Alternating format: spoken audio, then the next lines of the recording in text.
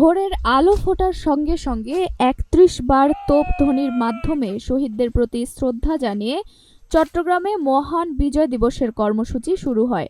মঙ্গলবার নগরীর উত্তর কাট্টলীতে সাগর তীরের টোল রোড সংলগ্ন অস্থায়ী স্মৃতিসৌধে তোপধ্বনি অনুষ্ঠিত হয়। এরপর একে একে বিভিন্ন শ্রেণী পেশার মানুষ ডিসি পার্কের মুক্তিযুদ্ধ স্মৃতিস্তম্ভে ফুল দিয়ে বীর শহীদদের প্রতি শ্রদ্ধা জানান।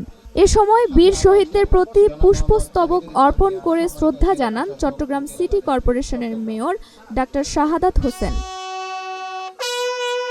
শ্রদ্ধা নিবেদন শেষে চট্টগ্রাম সিটি কর্পোরেশনের মেয়র শাহাদাত হোসেন বলেন, ১৯৭১ সালের ২৬ মার্চ চট্টগ্রাম থেকেই শহীদ প্রেসিডেন্ট জিয়াউর রহমান স্বাধীনতার ঘোষণা দিয়েছিলেন।